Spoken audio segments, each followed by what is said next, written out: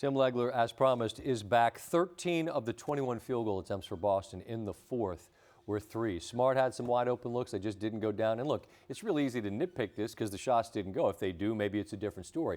But you hear the same word from Udoka, from Smart, from White, from everybody we've heard from thus far on the Boston side. Stagnant. Is that what you saw? Yeah, I think that's fair. And I thought up to the point when Steph Curry took over the game, if Boston had won the game, what I was looking at was Tatum and Brown and just how difficult their shot making was in the paint and their ability to finish over guys in those spots. Golden State doesn't really have weapons that do that. Right. They can beat you in other ways. And so that's where they were trending.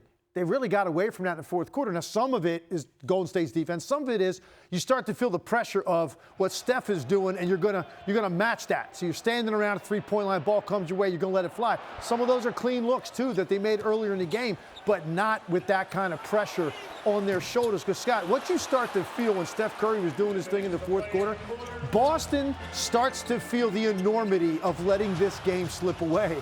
So those shots, you saw the numbers in the last 5 minutes. I mean, 17-3 is the tally in the last 5 minutes. There's a reason for that. Good defense, but it's also the weight of what's happening in front of you, particularly when number 30 is doing that on the other end of the floor. And just give the Warriors all the credit in the world, man. That's a championship team tonight. Tatum had just 3 in the fourth as well. That's that you're hearing. Like, we want to see that Tatum. He did have 3 in the fourth. And what you just mentioned is what I want to explore a little bit more. Golden State's forever talking about championship DNA. We've referenced it now a bunch. Steph said it himself. When the moment requires your best, do you have it? And Golden State tonight did. And I mean, at some point, the experience and the familiarity with this is going to reveal itself. To me, it absolutely did tonight in the fourth. I just wonder, as a player, your level of appreciation for being able to deliver that in that moment. Yeah, it's just absolutely mesmerizing. I said to you earlier, I said the league is going to be infinitely less entertaining when this guy retires. Just watching him play and that level of skill to see what Steph Curry did tonight. It's so special. I just hope we don't ever lose appreciation for what we just watched, because that stage #1 defensive team. And honestly, one thing I was thinking, Boston's greatness defensively and their length and versatility might be working against them a little bit in this way. They're trying to just do things with like switches and letting guys fight over the screens on Steph. They're not thinking about taking it out of his hands, but by hitting him with a blitz here and there. They're really not doing that. And this is 4 straight games where he has gotten loose. You wonder at some point, even though you've got great defensive length, versatility, all that, do you start to think, hey, maybe we should make some of these guys that have not been consistent in this series beat us? Because I'd said after game 2, this trend's going to continue. If they don't switch up the way they're playing him, Steph Curry's probably going to have 30 every game in this series. And that might be enough to get you beat. So it's something to look at with Boston. I do want to ask one last thought about Boston. It's the same thing I just asked Jalen.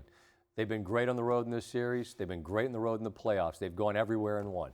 They've already done it once. So as they take a deep breath and get ready to head west for a Game 5 at minimum, maybe a Game 7 if it's necessary, they've already won. What do they have to do to win there again? They hang their hat on the fact that their defense will carry the day, so that they know they can string together stops when they have to. It's always it's been their pride, right?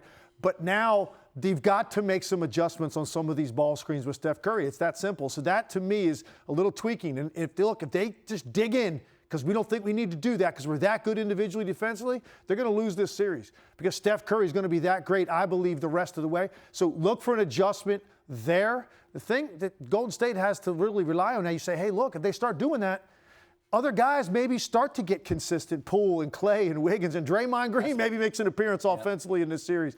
So there's a lot at stake as we go back to San Francisco for Game 5. But I'm with you. If I'm Boston, I mean, you're never going to stop Curry entirely. But if you're going to beat me, I'm going to have to make it be somebody other than that dude going for 40. At some point, I just think you have to try to hit him with a blitz and force him to pass the basketball, because he is very comfortable very early in these games.